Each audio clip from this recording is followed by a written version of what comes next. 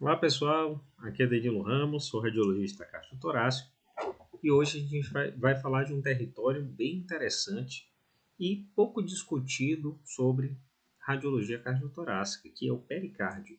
É importante a gente entender o pericárdio, notá-lo mesmo na tomografia do tórax, pois tem muita coisa interessante e importante que a gente pode destacar e observar, beleza?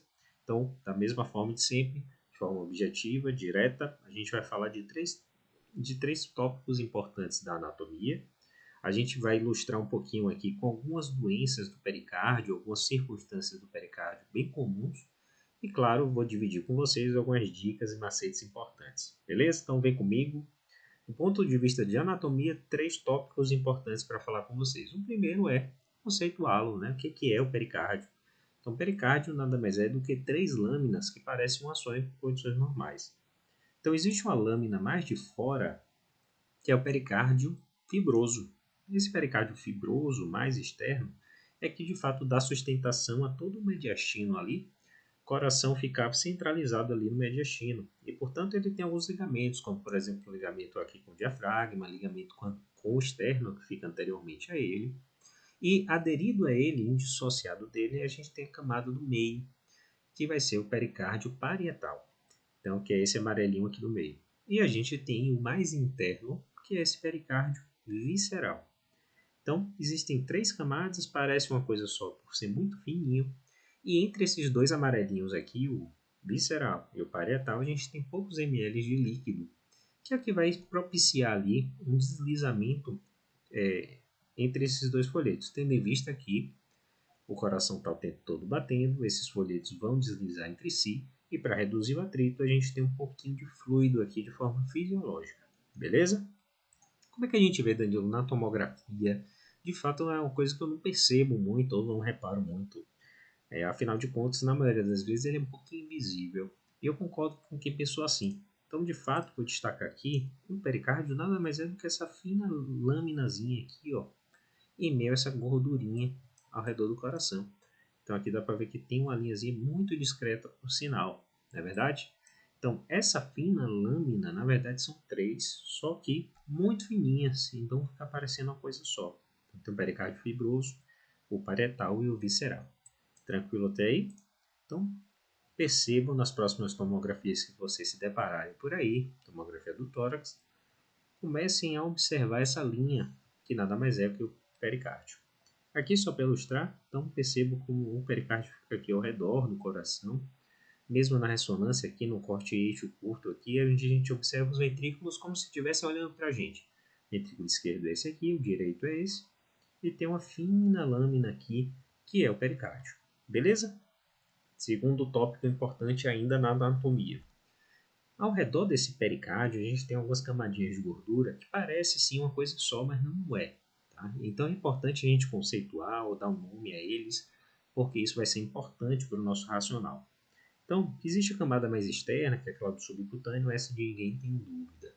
Mas quando a gente passa para a parte interna aqui do tórax, a gente observa que tem essa camada de gordura, que na verdade são duas. E como é que vai funcionar? Bom, o pericárdio a gente já conheceu, é esse daqui, certo? Então é toda essa fina laminazinha aqui, ó, é o pericárdio. O que tiver para fora do pericárdio e o que tiver para dentro são duas camadas de gordura diferentes. Essa mais interna, qual que é ela? Bom, a gente no coração, quando a gente fala de camada cardíaca, né, a gente tem um endocárdio, uma camadinha. A gente tem o miocárdio, que é essa camada mais grossinha, e a gente tem o epicárdio, que é a porção mais de fora, que ela é formada por essa camadinha de fora e tem essa camadinha de gordura aqui. Então, a gordura epicárdica, que é da última camada, a camada mais externa do coração, ela é formada por uma laminazinha e essa gordurinha, por isso ela recebe o nome de gordura epicárdica, ok?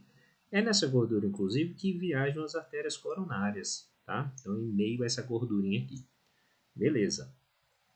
Agora, a gordura que está para fora desse pericárdio, que agora a gente já sabe, é a gordura chamada paracardíaca ou epipericárdica. Ela recebe alguns nomes, são todos sinônimos. Tá? Eu particularmente gosto de chamar de paracardíaca, mas pode ser epipericárdica, por exemplo.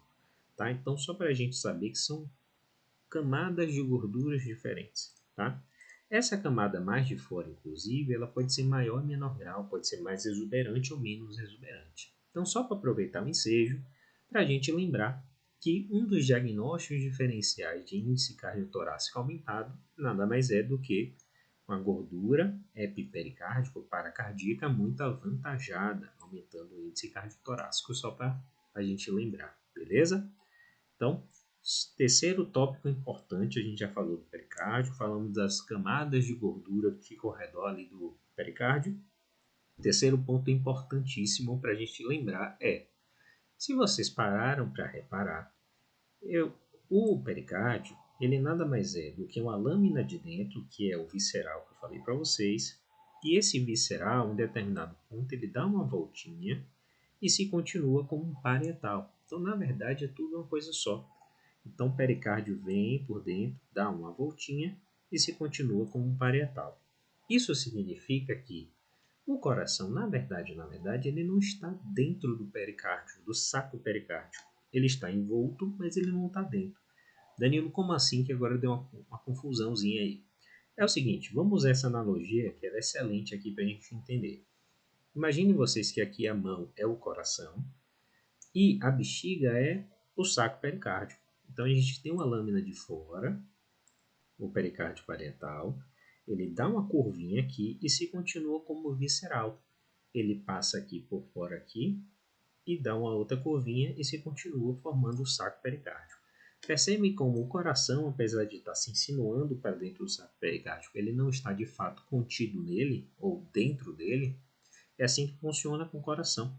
Então o coração ele fica insinuado no saco pericárdico, porém ele não está de fato dentro, né, dessa interface aqui entre os dois folhetos pericárdicos, beleza? Então aqui dentro só tem aquele líquidozinho fisiológico que a gente comentou, que é para poder deslizar os folhetos pericárdicos. Detalhe, se eu digo para vocês que tem essa curvinha aqui de cada lado, né, inclusive entre os dedinhos aqui tem essas curvinhas, então, cada curva dessa ela vai formar uma zona de acúmulo de líquido, tá? Em maior ou menor grau.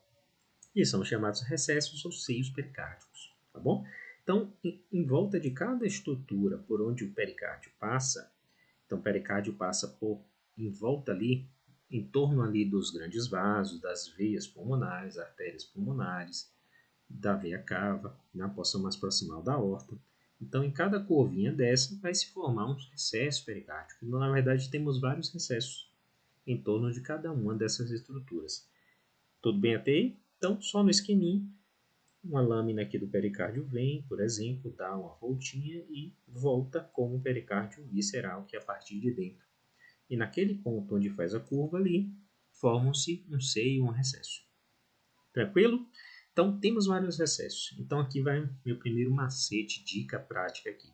Esses excessos contêm líquido de forma fisiológica, mas por vezes tem um pouco a mais do que estamos acostumados, ainda de forma fisiológica muitas vezes.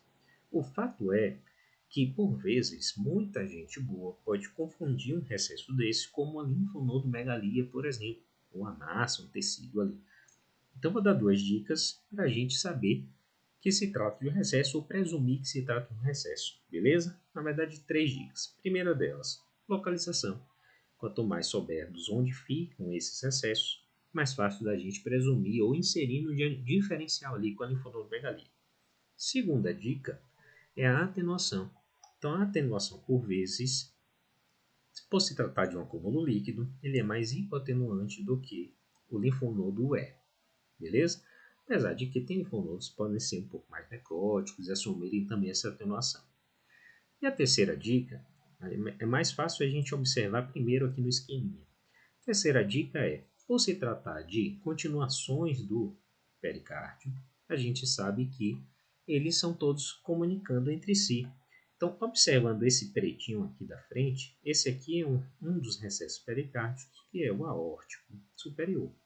Então a gente observa que, na verdade, ao invés de ser uma bolinha como um linfonodo seria, ele se continua aqui por dentro, dando a voltinha aqui. Então, nesse caso aqui, nesse exemplo aqui que está mais evidente, a gente observa que, de fato, ó, ele se continua ali com os outros recessos. Então, indicando aqui que na verdade não é linfonodomegalia, coisa nenhuma. Beleza? Então, ficar esperto para recessos pericárdicos como diagnóstico diferencial de linfonodomegalia mediastinal. Então, essa é a nossa primeira dica. E aí, vou mostrar para vocês uma situação interessante, onde essas gorduras que eu falei para vocês que ficam ao redor do coração, mais especificamente aquela gordura mais externa, ela pode apresentar um diagnóstico diferencial de dor torácica. Então é importante todo mundo conhecer, seja você radiologista torácico, ou cardiotorácico ou radiologista geral. O que é isso? Bom, então a gente já sabe que existe a gordura do subcutâneo, existe uma gordura que fica para dentro do pericárdio, que é esse vermelhinho aqui, então é essa gordurinha aqui de dentro, que é a gordura epicárdica, e existe essa gordura que é a paracardíaca, ela fica para fora ali do pericárdio, beleza? Paracardíaco, epipericárdico, peripericárdica. O fato é, essa gordura ela pode sofrer um infarto, tá? Não se sabe muito bem o mecanismo causal do que acontece, mas de todo modo é uma entidade autolimitada, não precisa de maiores manejos clínicos, tá certo? E é importante saber para diferenciá-la, por exemplo, de outras causas de dor torácica, infarto agudo do miocárdio, TEP e etc. Então, como é que a gente vai diferenciar essa entidade especificamente? Então, aqui vai a dica. Primeira coisa é entender que ela se localiza nessa gordura. E por isso a gente tem que diferenciar qual gordura a gente está lidando. Então, aqui, por exemplo, a gente observa o pericárdio aqui. Então, está na gordura paracardíaca mesmo. Primeiro ponto. Segundo ponto. O aspecto clássico dela, que inclusive é muito análogo a outras áreas de esteatocnecrose, ou infarto de gordura, como por exemplo, na mama, esteatonecrose na mama, ou por exemplo, a apendicite epipoica, tá? Que é exatamente essa mesma imagem, só que no abdômen. Que é o seguinte, a gente vai ter essa bordinha aqui mais densa, formando um halo, né? E existe esse conteúdo de gordura que está envolto nele, tá? E essa gordura pode estar um pouco mais densificada, tá? Indicando um processo inflamatório, inclusive na região de fora também, mostrando que trata-se de uma entidade ali, de um processo inflamatório naquela gordura, tá? Esse é o aspecto clássico. E uma vez identificado isso, a gente já direciona o manejo clínico desse paciente. Então, necrose de gordura paracardíaca, a gente não pode deixar passar, beleza? Próxima entidade interessante para a gente conhecer ou incluir no nosso leque de diagnóstico diferencial o cisto pericárdico. Então, dos grandes cistos, né, mediastinais que a gente pode se deparar, existe esse que tem uma localização muito peculiar. Então, é um acúmulo de fluido, tá, que classicamente, ele pode vir em outras regiões, mas classicamente ele fica na região ali direita do coração. Tá? Então, é esse grande conteúdo de fluido, tá? Então, tem uma atenuação usualmente homogênea, que nos leva a crer ou nos leva a suspeitar de que se trate de um cisto pericárdico. Detalhe importante aqui: na tomografia, mesmo com contraste, a gente não vai conseguir jurar de pé junto que se trate, primeiro, de uma estrutura cística de verdade, afinal de contas, outras coisas podem simular uma estrutura cística e não ser. E a segunda coisa é que não tenha, por exemplo, componente sólido. Por exemplo, alguns tumores que têm aquele componente sólido mais avantajado, por exemplo, timoma cístico, teratoma cístico e etc. E, portanto, o que eu quero dizer é importante a gente presumir ou sugerir que seja um cisto pericárdio, mas, de todo modo, vai indicar uma ressonância que aí sim a gente vai conseguir caracterizar melhor tecidualmente ali aquela estrutura. Combinado? Então, cisto pericárdio dá para suspeitar. Primeira coisa, atenuação homogênea, usual, e a localização no recesso cardiofrênico, ali ele fica à direita ali do coração, beleza? Nuance conceitual. O cisto pericárdico per si, ele não tem uma comunicação verdadeira ali com o saco pericárdico, tá? Diferente do divertículo pericárdico. E na ressonância, só para aproveitar o ensejo, aqui não é muito foco, mas dá para a gente conceituar e caracterizar bem o cisto pericárdico, classicamente com baixo sinal em T1, indicando um líquido mesmo, entre aspas, puro, entre várias aspas, um alto sinal em T2, indicando de fato conteúdo líquido, e sem realce significativo dentro dele, né? Afastando a possibilidade, por exemplo, de um componente sólido ali. Beleza. E o que mais a gente pode se deparar no nosso dia a dia ali? Derrame pericárdico. Então, da mesma forma que o derrame pleural, aqueles folhetos ali podem acumular mais ou menos fluido, tá? E esse fluido é importante a gente indicar, afinal de contas vai compor ali o raciocínio clínico radiológico de alguma forma. Por exemplo, paciente com dor torácica, com aquele acúmulo de fluido, pode sugerir, por exemplo, uma pericardite e etc. Beleza? Ou, por exemplo, um contexto de trauma torácico, onde a gente vê um conteúdo, um acúmulo de fluido ali no saco pericárdico, que agora a gente já sabe reconhecer, pode indicar, por exemplo, um hemo pericárdico. Beleza? Então, como é que a gente vai ver o conteúdo líquido hipoatenuante? Pode ser hiperatenuante no contexto de componente hemático, por exemplo, ali naquela região ali do saco pericárdico, que agora a gente já sabe reconhecer. Beleza? Aqui na ressonância, um volumoso derrame pericárdico, aqui o coração fica até se balançando ali, que é o swing heart. Beleza. E o que mais? A própria pericardite. Então, a pericardite é a inflamação desses folhetos, que podem ser por vários contextos diferentes, por exemplo, infecções, infecção viral, tuberculose, por exemplo. Pode ser iatrogênico, ou seja, após um procedimento cardiotorácico. Pode ser devido a um infarto agudo miocárdio, por exemplo, um contexto agudo ou mesmo contexto subagudo, e etc. O fato é, como é que eu vou reconhecer sinais de pericardite numa tomografia do tórax? Primeira coisa, a gente vai observar esse espessamento. Danilo, não sei quando é que está espessado. É simples do ponto de vista prático, vocês viram como é muito difícil da gente, inclusive, identificar o pericárdio de maneira normal? Ele é tão fininho que só o fato dele estar um pouquinho mais grossinho, um pouquinho mais espesso, já indica a gente que de fato existe um espessamento que talvez seja valorizável. Para quem gosta de medida, ele geralmente tem espessura de 2 milímetros, então realmente muito fininho, mais do que isso, de fato já indica um espessamento real.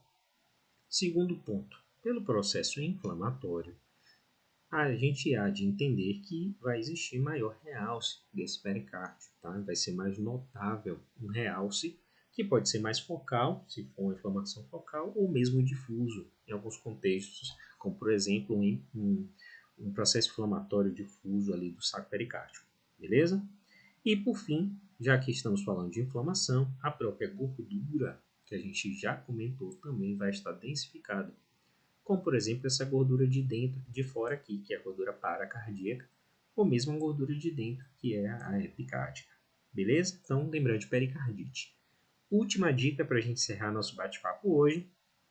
Lembre-se, para a gente observar pericárdio, o realce da pericardite, por exemplo, minha dica é, faz uma fase lá para os 70 segundos, tá? Então, fase muito arterial, a gente não vai conseguir identificar esse realce tão bonito. Quer ver só? Mesmo o paciente, aqui mais ou menos nos 70 segundos, olha como a gente consegue observar bem melhor o realce do pericárdio e, inclusive, individualizar essa lâmina aqui de derrame pericárdico, o que fica muito difícil aqui nesse primeiro momento, tá? Então, essa é a minha dica de ouro aí, se vocês estiverem suspeitando de uma pericardite, seja por qual causa for, eu acho que vale a pena fazer uma fase ali lá por 70 segundos, que a gente vai identificar muito melhor ali o realce e o espessamento dos folhetos pericárdicos.